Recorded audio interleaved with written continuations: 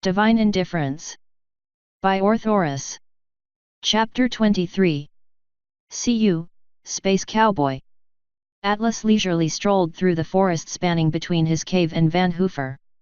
The area wasn't as chaotic as it used to be just a few months ago, as only the occasional odd animal or wrongly colored tree disturbed nature's natural beauty now. After having eaten a hearty lunch with his two daughters, Atlas had excused himself to go for a walk in the woods.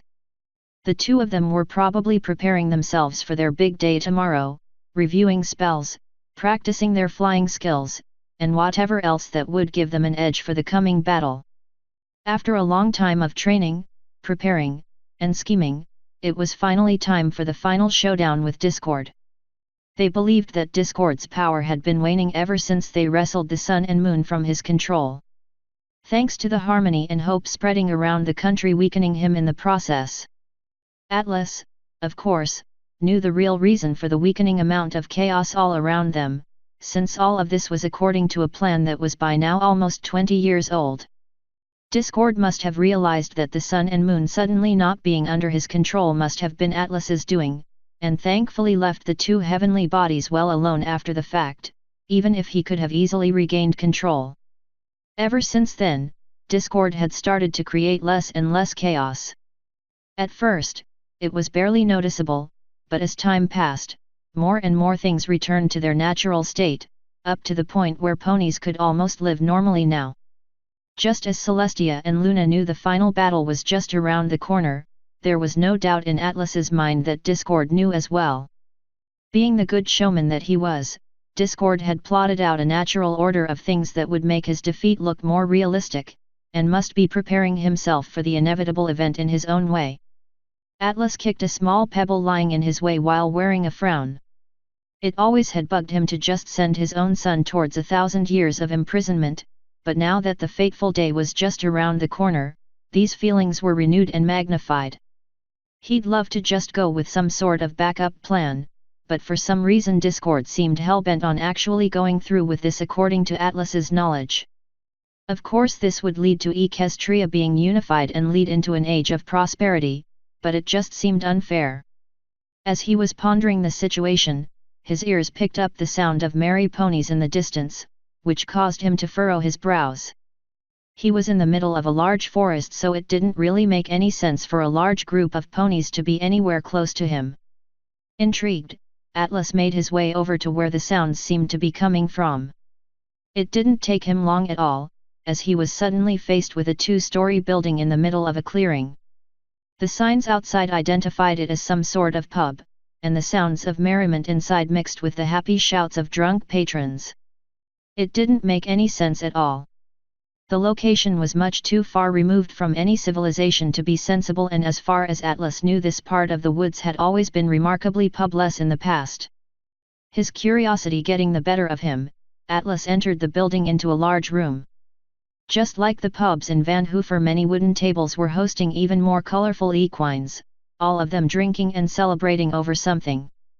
They barely paid him any mind as Atlas approached the bar on the far end of the room. One of the many stools at the bar was still empty, so he took a seat, before taking in the impressive collection of alcoholic beverages on display on the back wall. "What can I get for you, stranger?" a familiar voice asked from behind the counter. "A flagon of mead would be nice," Atlas smiled, recognizing the speaker. "Are infinite refills included?" Atlas turned his head to his right where the bartender was cleaning a purple glass with a dirty rag, as he came face to face with Discord. He had grown even larger than the last time Atlas had seen him and was wearing a stylish two-piece suit. "But of course," Discord replied, slamming an empty glass down in front of Atlas, which changed into a flagon of mead on its way down. The ponies around them didn't pay any mind, which caused Atlas to believe they were just constructs summoned forth by Discord's magic, just like the rest of the building. Smiling, Atlas lifted the mug in front of him and downed a few gulps of the sweet liquid. True to his word, the mug immediately refilled itself as soon as it was set back down. "So," Atlas began, "to what do I owe the pleasure of this get-together? You know just as well that this is probably our last chance to talk for a while," Discord said, picking up another glass to clean, 1,000 years give or take if you want to get technical about it. Immediately every other patron in the room disappeared, much like the smiles on Atlas's and Discord's face. Atlas fumbled around with his mug for a bit, while Discord continued to clean his glass, both of them looking for the right words. "How'd you know?" Atlas asked after a while of not taking his eyes off his mug. "You probably didn't realize," Discord answered, "but I've been watching you." "Why am I not surprised?" Atlas chuckled. "You should have come to say hello every once in a while." "I couldn't," Discord sighed. "Celestia and Luna would have noticed. I had plenty of alone time in parts of the cave they had no access to," Atlas replied slightly miffed. "You could have dropped by any time." "Well, yeah." Discord rubbed the back of his head. "But I just felt like I couldn't keep up the act if I did, breaking character and all that." "Oh," Atlas said stunned. "Then why show up now?" "As I've said before. This will most likely be the last chance we get to properly talk," Discord said with another sigh. "I know the final showdown will be tomorrow, so I couldn't just sit idly by without at least coming to talk one last time." "That's awfully nice of you," Atlas smiled. "Because I really wanted to see you as well, but didn't know how to contact you, or if you'd even come. If you had called for me, I probably wouldn't have been able to resist," Discord said, slithering over the bar and onto the stool next to Atlas, a colorful drink with a little umbrella appearing in his hands. "So, tomorrow," Atlas stammered. "Yeah, I think I'll conveniently show up in Vancouver for a surprise visit," Discord said, stirring his drink. "I'll deliver a cinematic fight to those two, that, I can promise you will be my best performance yet. I've had a lot of time to practice, after all." "That would really save us the hassle of looking for you," Atlas chuckled. "Try not to get hurt." "Oh, I won't," Discord said, waving away Atlas' worries with his free talon. "If I don't want to, there'll be no way a spell could hit me. My powers are quite extensive, as I've come to realize in these past years." "That's good to know," Atlas blinked. "Then please don't hurt Celestia and Luna too much." "It's okay if you rough them up a little, just not too much, okay?" "I would never," Discord said, taking a sip of his drink. "After all, they're my cute little sisters, aren't they?" "They sure are," Atlas said. "I just wish we wouldn't have to do this, so you could support each other properly, as siblings. But I fear we're both too deep in this now," Atlas admitted, more to himself than to Discord. "I guess," Discord replied. "But at least we'll be able to go back to normal after my prison sentence is over. And in the long run, 1,000 years doesn't sound like much at all, does it?" "I suppose it doesn't," Atlas said. "It's still a long time though." "I'll get over it," Discord said. "So, now that we got the sappy stuff out of the way, want to make an awesome plan for tomorrow?" Atlas emptied his mug in one go, slamming it down on the counter, causing it to instantly refill itself. He took one long look at Discord, who was flashing him a smile. "Fuck yeah!" Atlas called. "Let's celebrate tonight, and make tomorrow a day that Equestria will never forget." "Now that's more like it," Discord laughed. He clapped his hands twice, causing all the other patrons to reappear. "You up for some party games?" "You bet I am." Atlas lazily sat in a camping chair courtesy of Discord himself.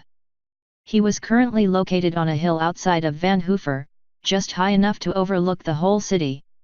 Just as promised yesterday, he had found the place stocked with everything any pony could wish for to enjoy a good show. Binoculars, popcorn, comfortable seating, shade from the sun and relaxing music were available in abundance. The two of them had partied the night away and let out all their pent-up emotions, yet still, as he was now sitting there for the end to come, Atlas couldn't help but feel a twinge of regret and sadness. He had sent Celestia and Luna off to fight their own brother, even if they didn't know it yet, and it pained him to do this to his children. On the other hand, this was all for the greater good. Atlas was manipulating everything from the shadows to send Equestria down a path to prosperity and unification, and sacrificing everything he had to in the process. At the very least this was the last stage he'd have to actually do anything, and from tomorrow on he could focus solely on the task presented to him by Hades. Once Equestria was in capable hooves he wouldn't be needed anymore. Both sides of the upcoming fight knew exactly what they had to do, and now it was only a matter of time before the final showdown began.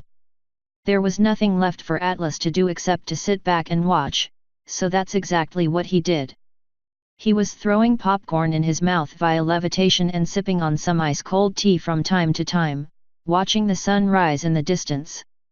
If he squinted his eyes, he could barely spot the forms of Celestia and Luna in the distance. The white and blue blobs slowly cantering towards the center of Van Hoofer, all 6 mana batteries in tow. In the end, Atlas never found even a speck of the elements of harmony, yet the uncanny resemblance of his batteries, combined with the apparent change all of them were undergoing, led him to just say, "Fuck it." It would appear that he had created the complete equivalent of the elements by accident and decided to just roll with it. They didn't have any super harmony powers like they had in the show, but they might gain them at some point in the future. Apparently, the vast amount of mana stored inside them brought forth some magical voodoo changes within them, which he just would have to closely monitor in the future. Who knows, maybe they'd combine into a super cool robot at some point. The story he had concocted with Discord yesterday told a fib of how the supposed reharmonization of the country had weakened him. Celestia and Luna were to battle him until he was at his weakest, and then cast a super-powered petrification spell with the aid of the elements of harmony. Of course, the sisters had protested when Atlas told them that they'd have to fight without him, pointing out just how much stronger he was in terms of battle power compared to them. And while it pained him to do so, he explained to them that after the fight, the two of them were to become a symbol of peace and harmony. As alicorns, they'd have both the looks and the power to prove their worth to the citizens, so Atlas would only be in the way. It took some convincing, but eventually he convinced them to go through with his plan. They still had some doubts that they'd be able to lead a whole nation, but Atlas assured them that they were more than capable, and after promising to help them from the shadows, all doubts had been washed away. Atlas checked the sun's position once more, and just in time, a huge poof of confetti announced the Chaos God's arrival in the center of town, almost in front of Celestia and Luna's noses. The citizens of the harbor town had been most likely ogling the two strangers, but now that Discord himself showed up, they began running for their lives, hiding in their houses. "Ah! What is this?" Atlas mouthed the lines he knew Discord must be reciting right now. "What are you two? Can't say I like the color scheme, so drab. Oh, and what's this? Wings and a horn, was there a market sale for bad OCs that I missed?" Atlas chuckled at the lines they came up with yesterday. Celestia and Luna would no doubt rise to his jabs, especially Celestia, who had a personal grudge against the Draken Equus. Provoking them was step 1 on the antagonizing side, while Celestia and Luna were supposed to keep their cool. Even if Atlas told them to always stay calm in Discord's presence, there was no doubt in his mind that it wasn't long before. Just as he thought that, the first beam of light cut through the early morning air, colored in a bright yellow. It marked the beginning of the battle, and it was Celestia that was the first one to rise to Discord's goading, just as planned. Atlas floated the binoculars over to get a better look following the battle with great interest. Discord began fighting back by throwing stuffed animals at Celestia and chocolate pudding at Luna, most likely calling them party poopers in the process. From there, everything escalated quite quickly. Discord led the two on a merry chase all around town, making sure every pony got a glimpse of the two ponies that were fighting for them, occasionally making it look like he was hit by one of their spells. Some collateral damage was unavoidable, but Discord did his best to covertly try and direct the flow of battle away from buildings. It was quite a show, making Atlas proud of all of his children. Celestia proved her casting abilities with extreme accuracy, setting up traps for Discord along the way, while Luna flew circles around the Draken Equus, cutting off his escape routes as well as she could. Discord gradually looked worse for wear the longer the battle dragged on, but Atlas knew that it was all an act. If anybody would have paid attention, they'd have most likely noticed that Discord was a tad too overdramatic. On and on their battle went, until finally they arrived back at their starting point, the center plaza of Van Hoover. Discord was out of breath, dirty, and seemed to be bleeding from several scrapes and bruises covering his body. Celestia engaged him into conversation, most likely asking for last words, or maybe offering him a chance at redemption, which Discord naturally scoffed at.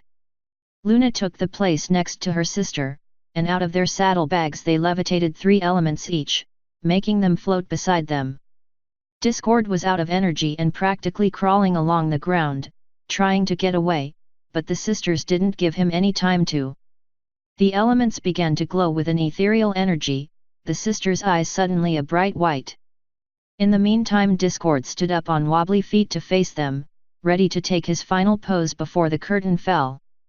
Celestia and Luna discharged their spell, energy shooting out of all the elements, creating a rainbow of mana that shot straight at Discord. Just before he was hit, though, Discord slightly turned his head to the side, looking straight at Atlas. A smile was on his face and he gave a little wave, followed by an indicated bow with his head. Moments later he was trapped in a cascading rainbow all around him, that only left an intricate statue in his wake, depicting Discord in his final moments. Atlas would have to make sure to cast every protective ward he knew on it, so that it would never, ever break. But for now, he would need a few moments to himself, as the tears flowed freely down his face. Trying his best to smile for his son, Atlas waved back. "See you, Space Cowboy." Author's note. And this marks the conclusion of the sisters' arc. We got some alicorns up in this bitch, Discord is stoned and Atlas knows what he has to do. What's next, you ask? A little arc simply called Equestria, that's what's next. Once again, thanks to my editors Azriel and Alcatraz, as well as my proofreaders Kilobytes and Soren Mercer. Today's chapter was brought to you by this song. Come join us in the Discord channel. Lonk. Or the official Divine Entertainment Group. Divine Universe. Support me on Patreon. End author's note. End chapter 23. See you, Space Cowboy.